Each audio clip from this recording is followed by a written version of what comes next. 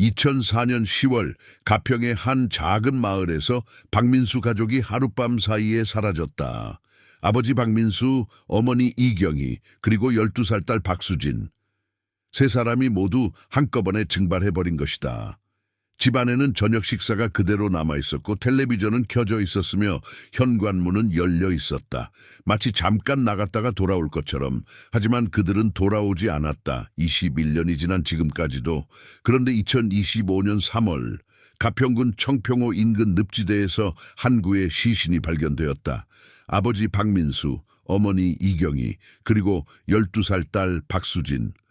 부패가 심하게 진행된 상태였지만 치아 기록을 통해 신원이 확인되었다.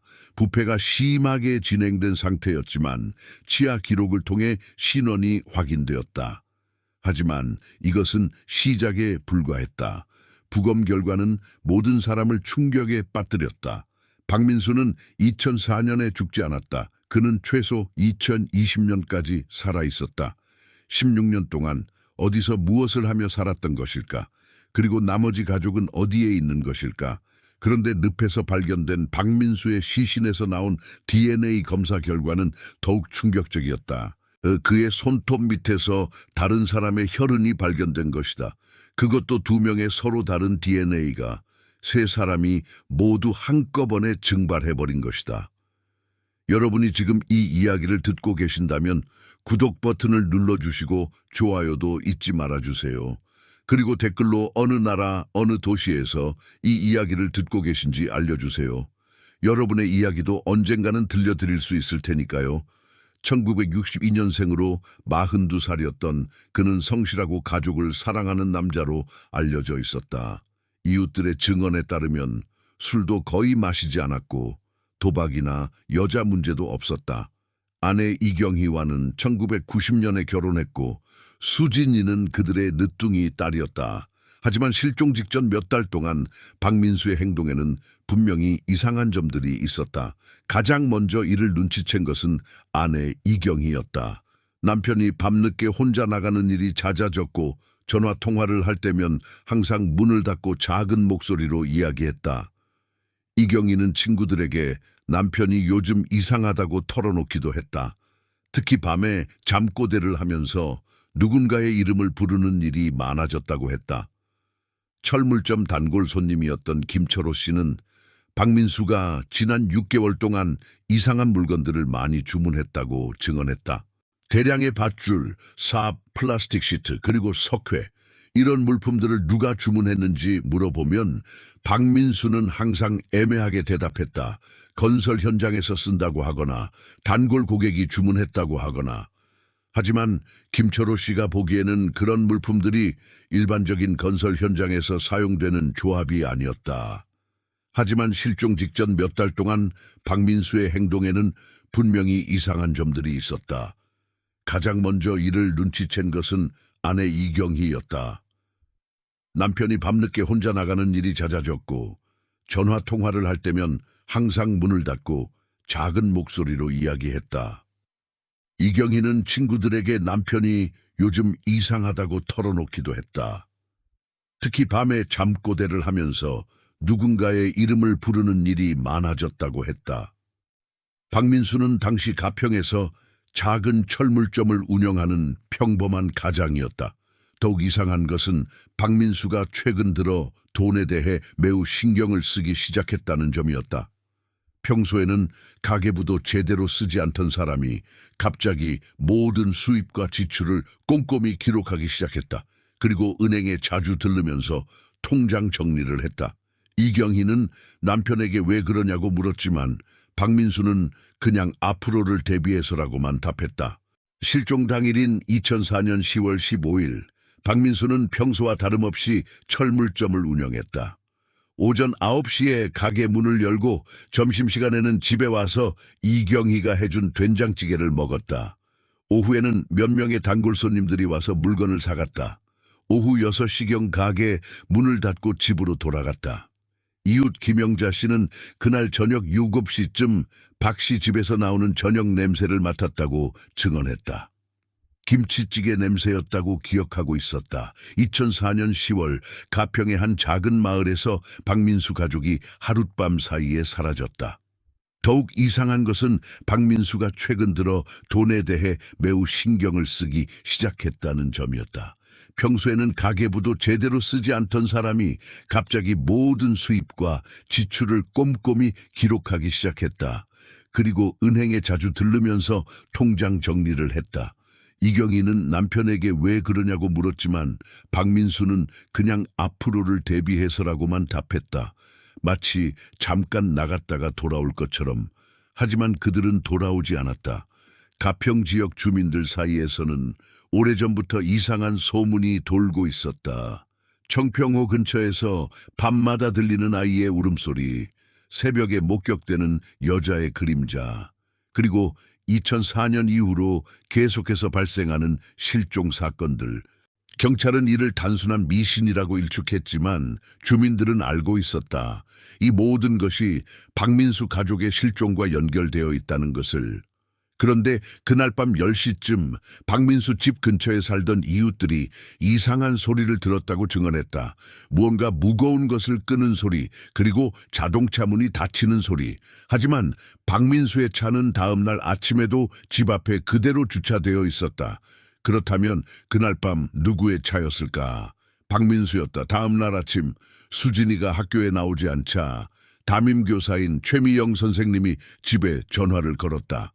하지만 받는 사람이 없었다. 오후가 되어서도 연락이 되지 않자 최 선생님은 직접 집을 방문했다. 현관문은 열려 있었지만 집 안에는 아무도 없었다. 이상함을 느낀 최 선생님이 이웃들에게 알렸고 그제서야 박민수 가족이 모두 사라진 것이 확인되었다.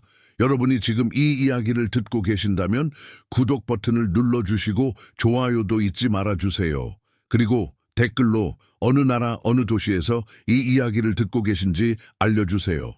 여러분의 이야기도 언젠가는 들려드릴 수 있을 테니까요. 집 안에는 저녁 식사가 그대로 남아 있었고 텔레비전은 켜져 있었으며 현관문은 열려 있었다.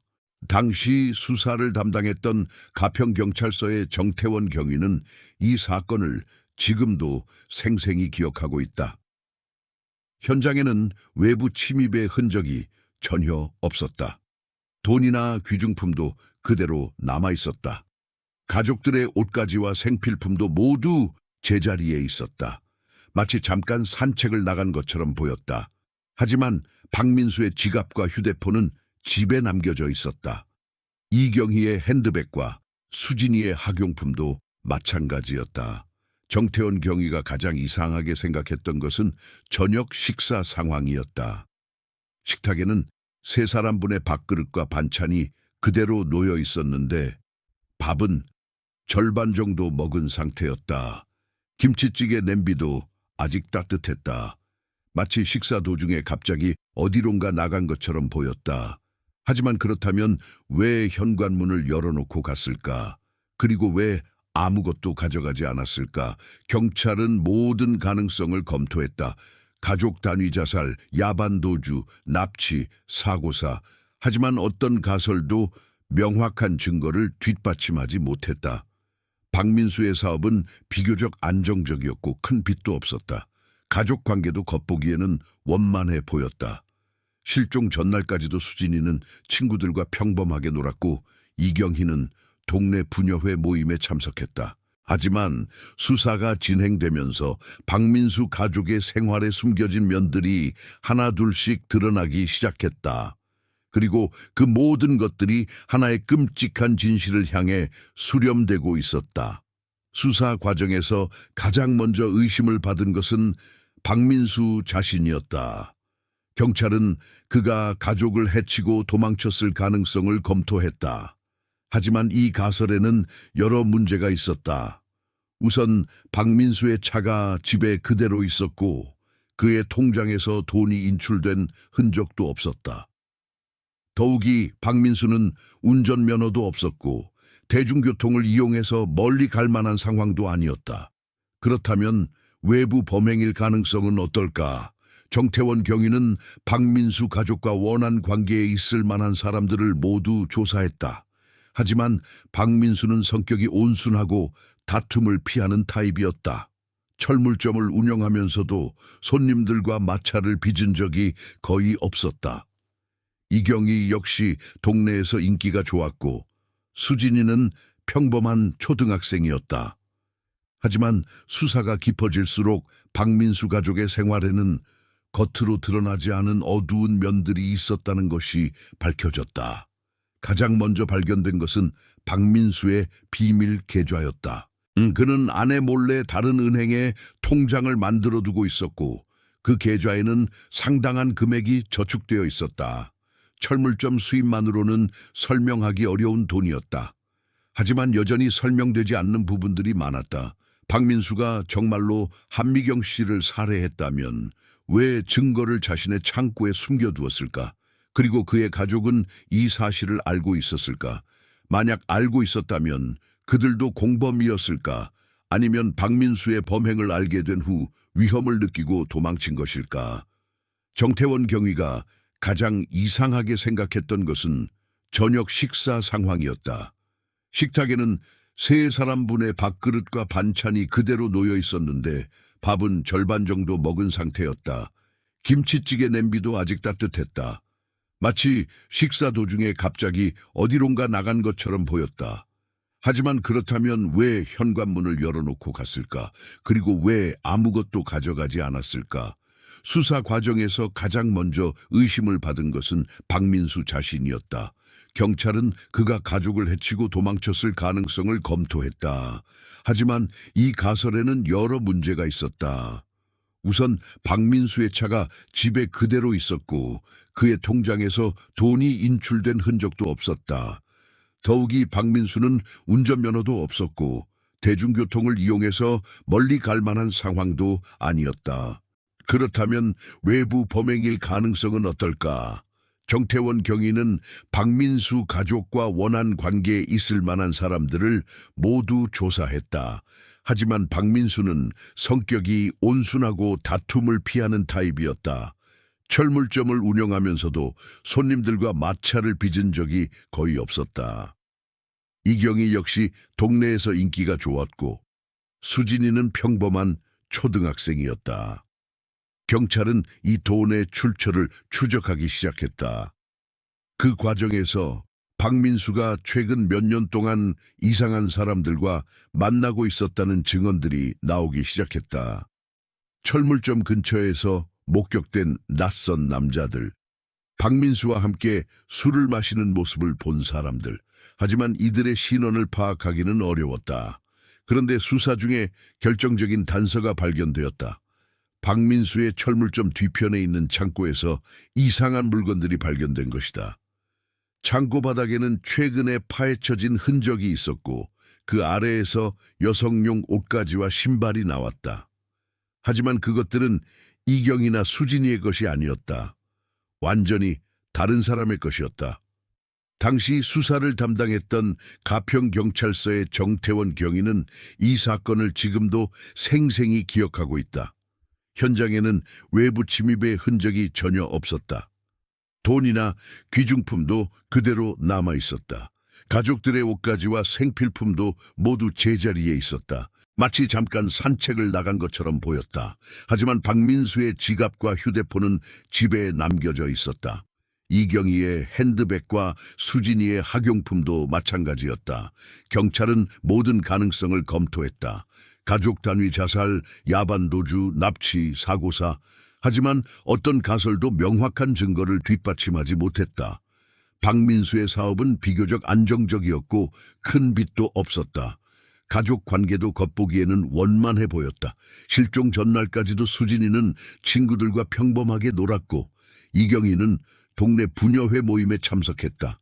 하지만 수사가 진행되면서 박민수 가족의 생활에 숨겨진 면들이 하나둘씩 드러나기 시작했다. 그리고 그 모든 것들이 하나의 끔찍한 진실을 향해 수렴되고 있었다. 더욱 충격적인 것은 이 비밀 계좌의 입금 내역이었다. 매월 일정한 날짜에 현금으로 입금되고 있었는데 입금자는 알 수 없었다. 그리고 이 입금은 박민수 가족이 실종되기 한 달 전에 갑자기 중단되었다. 마치 누군가가 박민수에게 정기적으로 돈을 주다가 갑자기 그만둔 것처럼 보였다. 법의학 검사 결과 그 옷들에서는 혈흔이 검출되었다. 더욱 충격적인 것은 이 비밀 계좌의 입금 내역이었다. 매월 일정한 날짜에 현금으로 입금되고 있었는데 입금자는 알 수 없었다. 그리고 이 입금은 박민수 가족이 실종되기 한 달 전에 갑자기 중단되었다. 마치 누군가가 박민수에게 정기적으로 돈을 주다가 갑자기 그만둔 것처럼 보였다. 경찰은 이 돈의 출처를 추적하기 시작했다. 그 과정에서 박민수가 최근 몇 년 동안 이상한 사람들과 만나고 있었다는 증언들이 나오기 시작했다. 철물점 근처에서 목격된 낯선 남자들, 박민수와 함께 술을 마시는 모습을 본 사람들. 하지만 이들의 신원을 파악하기는 어려웠다. 그런데 수사 중에 결정적인 단서가 발견되었다. 박민수의 철물점 뒤편에 있는 창고에서 이상한 물건들이 발견된 것이다. 창고 바닥에는 최근에 파헤쳐진 흔적이 있었고 그 아래에서 여성용 옷가지와 신발이 나왔다. 하지만 그것들은 이경이나 수진이의 것이 아니었다. 완전히 다른 사람의 것이었다. 그리고 그 혈액의 DNA는 당시 미제 사건으로 남아있던 다른 실종 사건의 피해자와 일치했다. 2003년에 실종된 인근 마을의 여성 한미경 씨였다. 한미경 씨는 28살의 미혼 여성으로 가평에서 펜션을 운영하다가 어느 날 갑자기 사라졌다. 이 발견으로 인해 사건의 성격이 완전히 바뀌었다.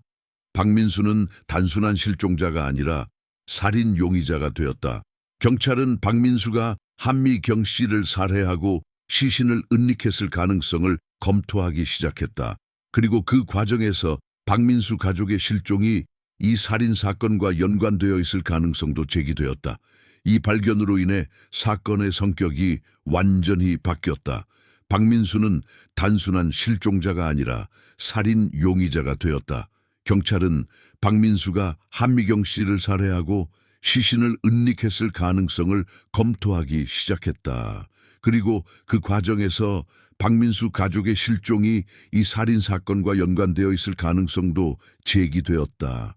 하지만 여전히 설명되지 않는 부분들이 많았다. 박민수가 정말로 한미경 씨를 살해했다면 왜 증거를 자신의 창고에 숨겨두었을까? 그리고 그의 가족은 이 사실을 알고 있었을까? 만약 알고 있었다면 그들도 공범이었을까? 아니면 박민수의 범행을 알게 된 후 위험을 느끼고 도망친 것일까? 수사팀은 한미경 씨의 실종 당시 상황을 다시 조사하기 시작했다.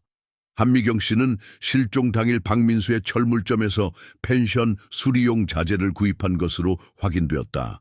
그리고 그날 저녁 여러 목격자들이 한미경 씨와 박민수가 함께 있는 모습을 봤다고 증언했다.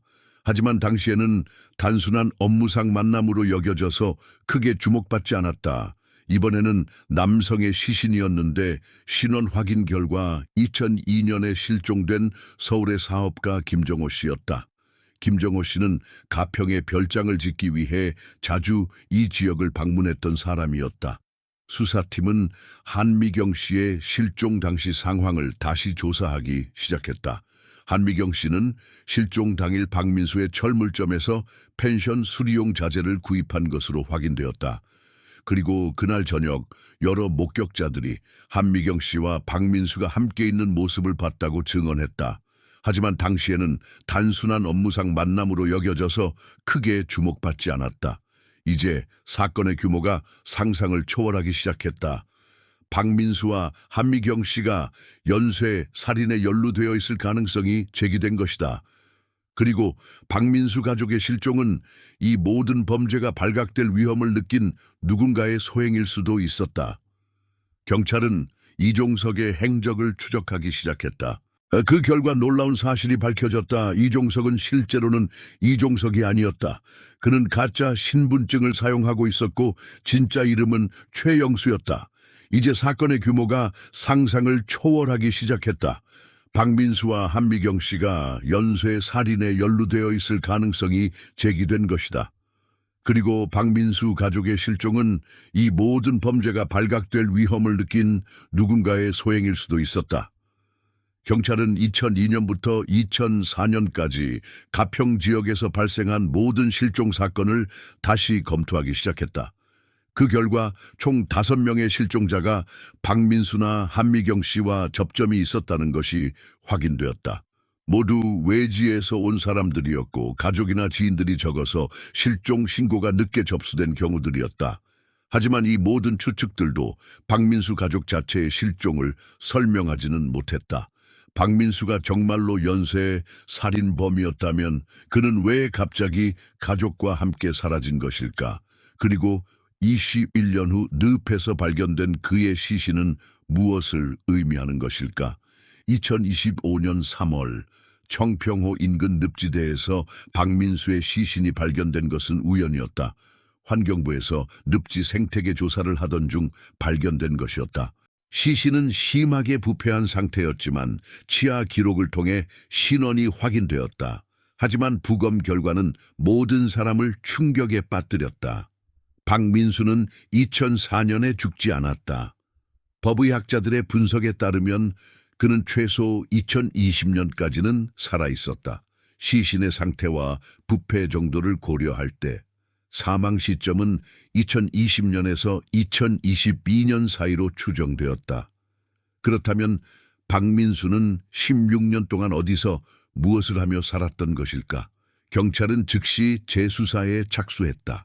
21년 전 사건의 담당자였던 정태원 경위는 이미 은퇴했지만 자원해서 수사에 참여했다. 그는 이 사건이 자신의 경찰 인생에서 가장 큰 미제 사건이었다고 말했다.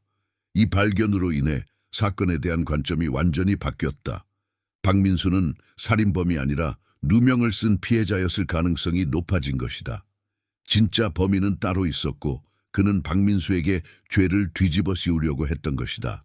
그런데 한미경 씨의 펜션을 다시 조사하던 중 놀라운 사실이 발견되었다. 펜션의 지하실에서 또 다른 시신이 발견된 것이다. 더욱 충격적인 것은 박민수의 손톱 밑에서 발견된 DNA였다.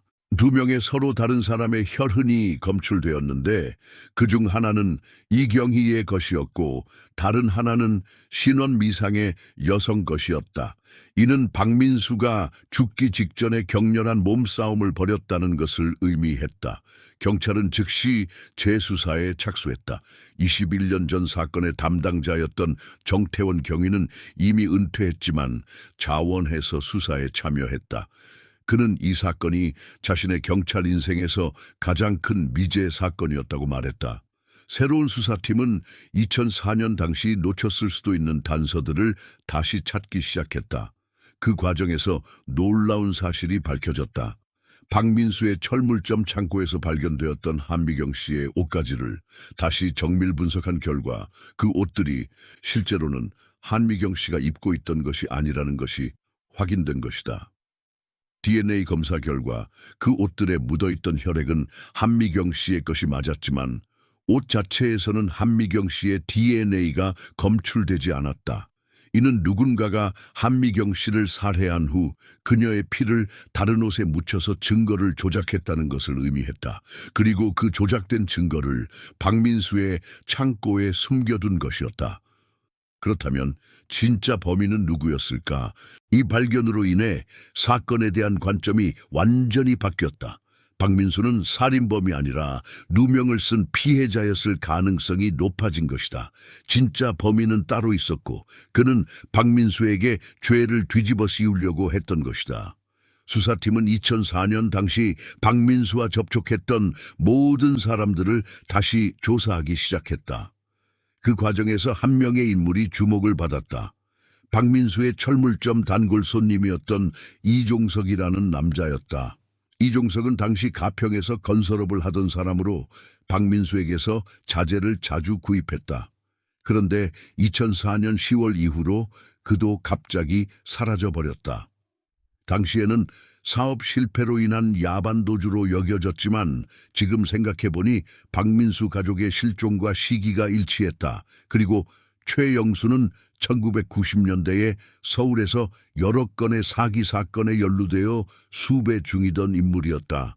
그는 1998년부터 2003년까지 전국 각지에서 연쇄 살인을 저지른 것으로 의심되는 인물이었다.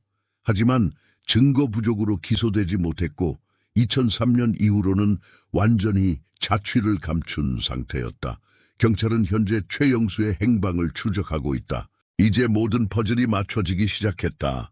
최영수는 가평에 와서 이종석이라는 가명으로 살면서 연쇄살인을 계속했다.